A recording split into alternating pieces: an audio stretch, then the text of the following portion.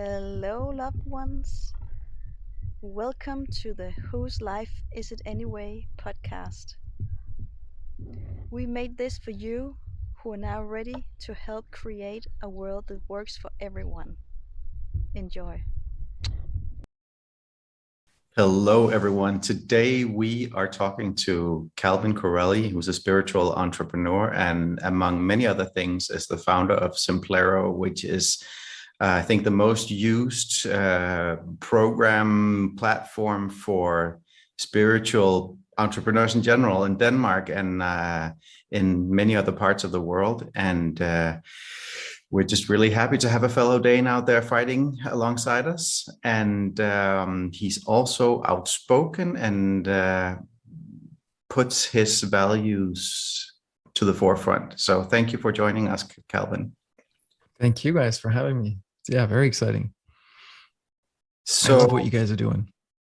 Thank you. Thank you. Well, we love what you're doing too. And we love what you're doing as well.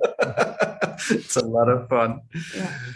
How did you get started on this path of mixing spirituality and entrepreneurship? It's not like it's something that many people think should be kept separate, but yeah. Well, that started back in 2008. Really, it was like after 5 years of introspection and inner journey and therapy and body therapy and coaching and whatnot, as well as becoming a coach. It was like sat down one day, asked the universe, like, what is it I'm here to do? What do I really want to do? I had lots of things that I'd started because I thought it was going to be successful and bring me money, and it wasn't really working out. So it was like, all right, what is it that I'm really here to do? And the answer just came to me: integrating spirituality and entrepreneurship.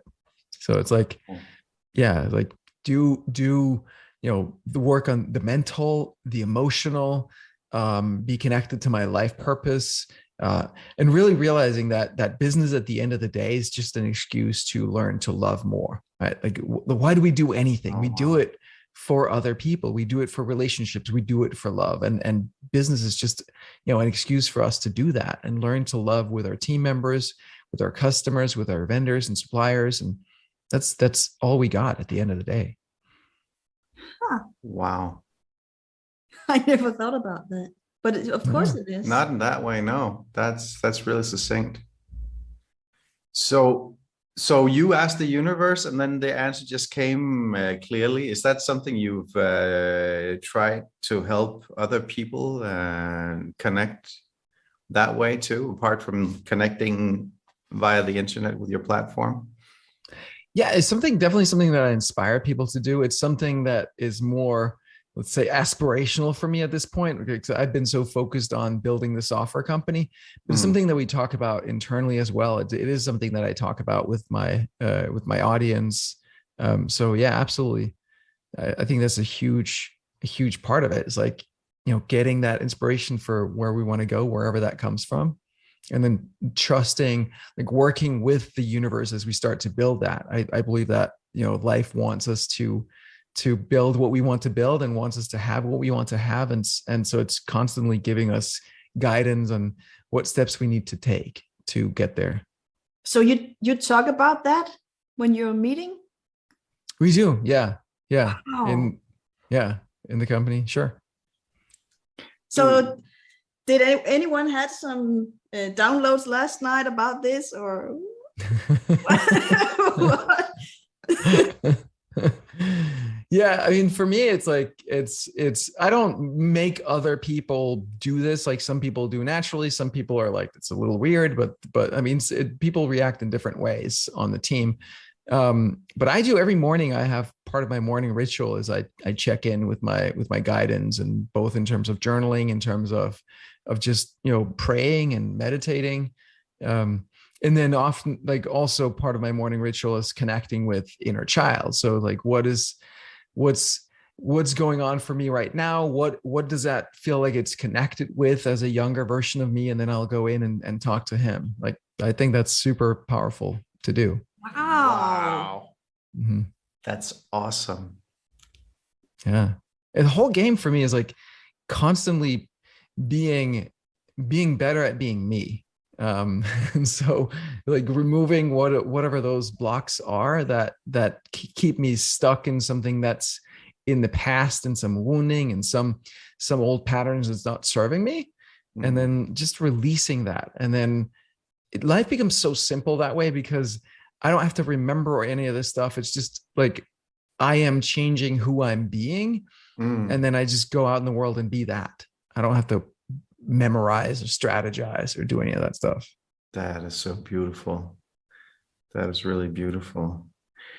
We wanted to ask you about like bravery, because last time I encountered you, and one of the reasons that we wanted to bring you on here, there's a group in Denmark called Samling, or Gathering in English, and it's a group of people who are seeing counter to the current narrative, and you are actually hosting some of theirs, if not all of their things now on your platform, and Yeah. you're speaking out about like what is on your heart and mind, which is also running, like it's running counter to the current narrative, Mhm. at the risk of losing business.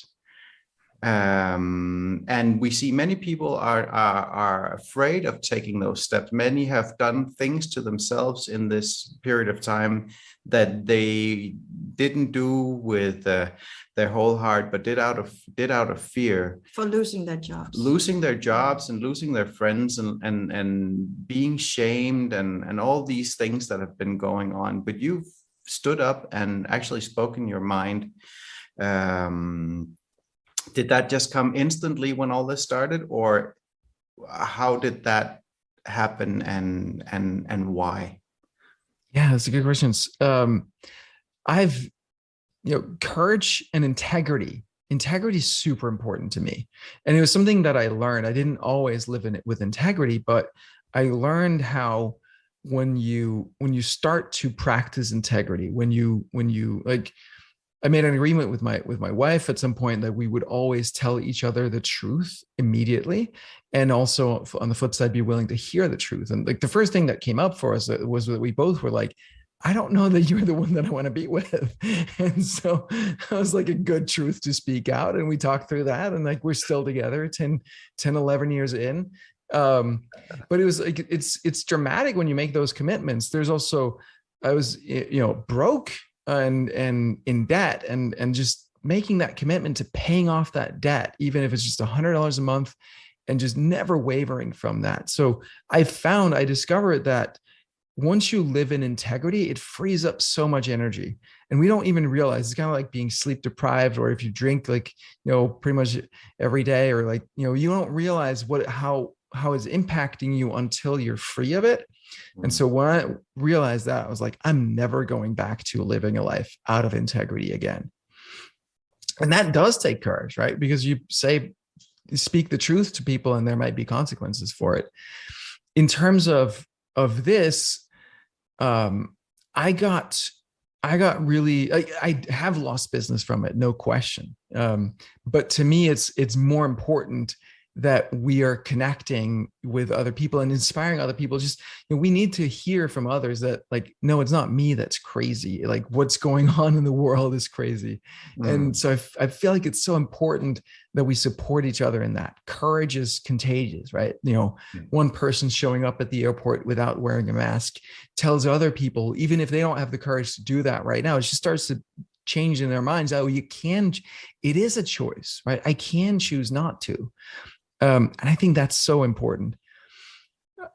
For me, I started to wake up to what's happening in the world in 2017 after Trump got elected, and just the media coverage of him didn't add up to me. And the way that especially the late night comedy shows here in America that were just being mean and nasty, not just to Trump, but to his sons, especially Eric Trump. They just loved making fun of him. And I was like, that's not funny. That's just you being mean. And that got me interested in looking more. So when the coronavirus thing happened, pretty quickly I was like, yeah, this is like more of the same crap. Like it doesn't make any sense. It doesn't add up. And so you know, helping other people see that. And I do see, you know, so many people who are waking up thanks to, you know, Trump, Brexit, and the pandemic, right? So that's great news, and we just need to remember that and support each other. Yeah, he's being still being massively vilified. Like even after basically everything he said has come true, and like he's the first president that didn't start any new wars and actually ended quite a few. And here in Europe, he's still being made out to be a clown while they're elevating the current resident Yes. to this weird status where it's so obviously he's got dementia or something similar. Not to make this a particular political, but I've been making fun of Trump, and then suddenly it's like everybody. Wait a minute, wait a minute, what's going on here? I was really surprised, to see that everything was upside down. Yeah, exactly right. Yeah, but the beautiful thing is, like, once that clicks in your head, you're never going to go back, right? There's no going back to how things were. So it's just, and more people are waking up. The way I think of it is really that the Western world has been taken over by a hostile force that pretends like it's, you know, they're elected leaders, but they don't have, they might be elected, some of them, but they don't have our interests at heart. They really don't. And so it's really the people against whoever is in charge at this point. And we need to unite and remember that, right? Yeah. It's like the media is not on our side. The politicians are not on our side. The corporations are not on our side. Like, we have to have each other's backs here. Yeah. And we have to start connecting like this, and finding each other. And thank God we have the internet, right? Despite censorship and despite all the big brotherism of it, we still are able to connect in this way. Like we weren't 20 years ago. It's really remarkable. Yeah, like they should have done it back then. Like, yeah, if they'd done it back then, it would have been so much easier. Like, and the so-called crazies back then that spoke out against all this back in the 60s, 70s, 80s, and they must have been so lonely. Like my dad was awake, and I think that's part of what killed him, because he was so lonely in it. So thank God we can connect this way now, and then hopefully later it's just going to be telepathically or with the heart. Yeah. You know? And people like Alex Jones and David Icke and folks like that, right, who've been at it for decades, and all of a sudden see themselves pretty darn vindicated there. Oh, yeah. I still don't dare to mention David Icke, because he's the reptilian guy, you know. Oh, it's difficult enough mentioning Trump. Over here, at least. Yeah. And like people are so emotional about it. So I started writing a book called "We Can Do This: How to Overcome the Political Divide and Create the World We Want to Live in." Yeah. And it's sitting there as like a finished draft, but I haven't published it. And what I realized is that so the realization there is, when I used to think of myself as Democrat, now I think of myself more as a conservative, not political party affiliation, right? But whether or not I saw myself on the one side or the other side of the spectrum, the big goals are the same. We want people to be happy and healthy and prosperous and safe, and, you know, sustainable planet Earth and thriving economy. Like everybody wants that. It's just that we differ dramatically on how to get there. And then there's some crazy people that have like weird ideas. But if we just say the vast majority of people agree on where we want to go, so we can have a conversation about like, well, yes, great. How do we get there? What ideas do we have? Can we test them out? Is there any evidence? Can we run some small tests? Then we can make our way there. But what I realized is that the problem is that most people right now can't even think. Right? No. They're confusing thinking with feeling. They're feeling and then think they're thinking, but they're not. And they're so traumatized that, you know, a Trump like gets people into the red, you know, into the red, right? Like they can't see clearly, they can't think clearly. And so really that's what we need to fix, especially in America. It's really wild. I feel like my theory is that the education of young people just like school wise, but also, destruction of the middle class and drug issues, et cetera, have systematically destroyed people in America over the past several decades. And I think it's been intentional that we don't want people who can think for themselves. We don't want people who realize that they are godlike. I mean, we're all mini gods, like we're mega gods, if you will. Like we're all creators of our own lives and realities. And, that's not profitable, right? That's not easy to control. So that's not what we want. No. Yeah. No, we've been talking a lot about many of these talks about like how much, like none of us are really aware of the depth of the traumas that we carry around, and like how we're getting triggered all the time, how much there is to be healed, and how much of that is done on purpose throughout all layers of the systems that we are being born into, whether that be schooling or social work or what the government is doing to us, or people who are in the military, or whatever level of the system is. It's so based on trauma. Our media is based on trauma. Our movies are based on trauma. The news are based on like, so it's like trauma everywhere. You can't even park your car without being scared that you get a ticket or an angry man shouting at you. Right. Yeah, totally.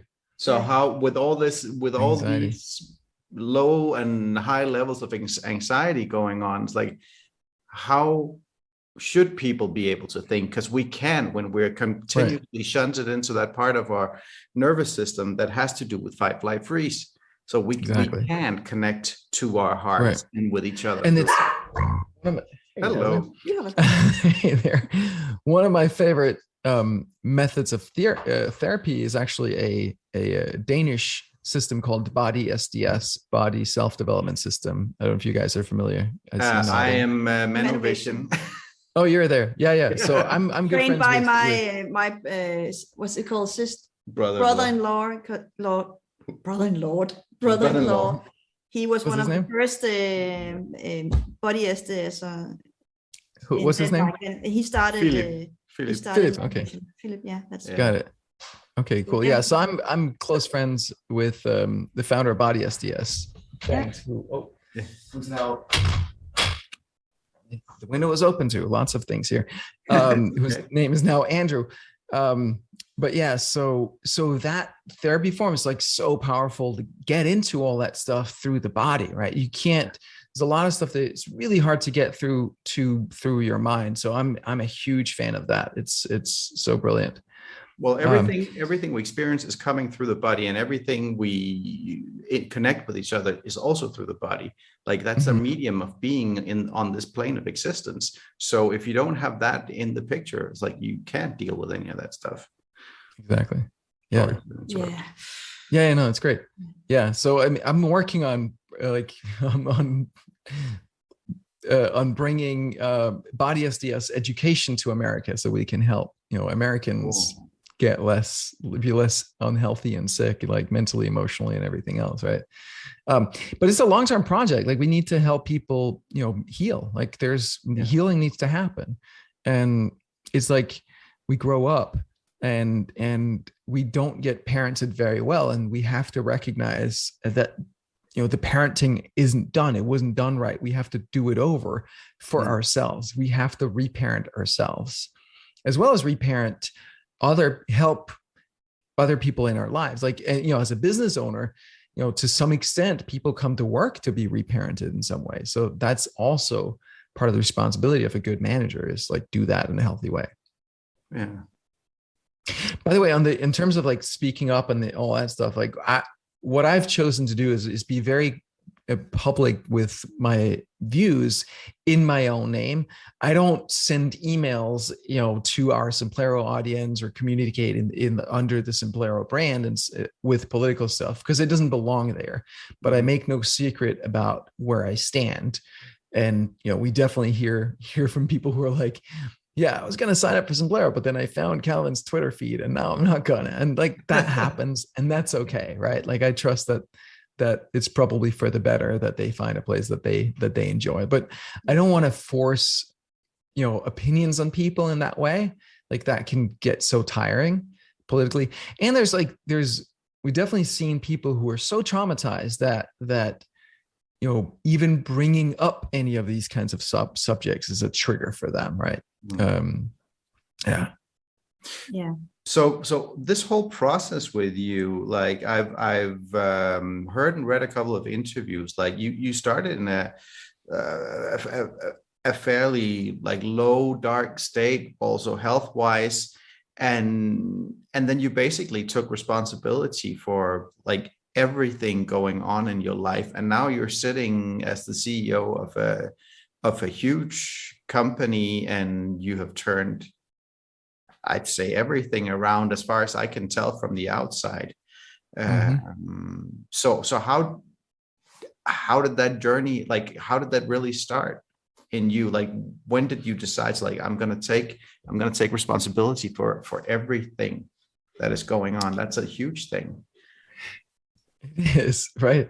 And it's like, one thing at a time. I think for me, it started really in earnest in 2003. There was an advisory board meeting that I had for a software company that had started there, and everything was great on paper, but I wasn't really in a good place. But the key thing was, after we were done, one of the advisors looked me straight in the eyes and he said, "Look, we've been here for 3 hours. I don't know what you want."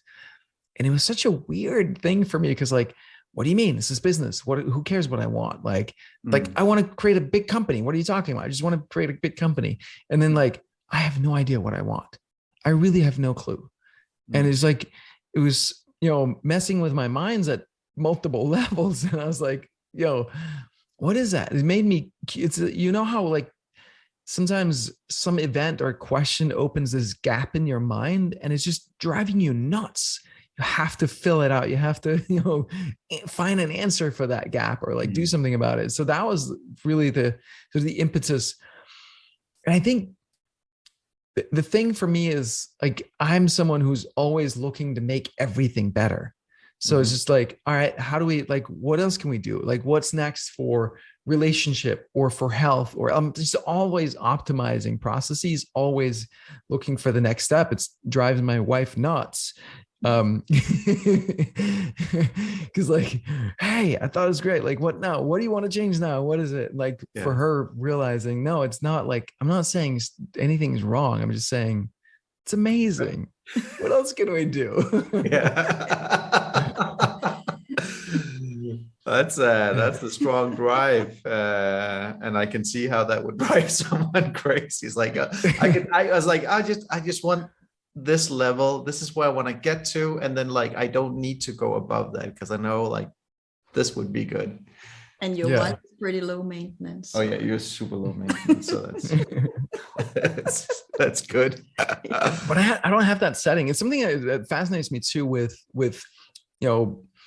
a lot of the teachers that I've had over the years, that you get this feeling that they did their work to overcome whatever challenge it was. And then they're like, I'm good now. Like I can teach other people what I've done. That's great. But like, I'm not going to keep evolving from here. And I just don't understand that mindset. maybe at some point when I'm like 60, 70, I can't imagine that. I'm like, no, let's keep going. Yeah. But it's because it's fun to me that like I said earlier, like that journey of becoming more of who I really am, of sort of liberating that, how Michelangelo like uncovers the statue inside that piece of marble, right? That kind of feeling, that's my driving. That's my drive for everything. So, business is secondary. All that stuff is secondary. It's like, how do we, uncover that? Hey, thanks for watching. If you liked what you just saw, head on over to whoselifeisitsummit.com/podcast, where you can find full-length episodes as well as in audio format, and we do a lot of other cool stuff. You can hang out with us and other like-minded individuals who want to create a world that works for everyone, and we do that on our platform where we can chat, and we have Q&As and exclusive interviews as well. So there's so much to get over there. So come on over and play with us.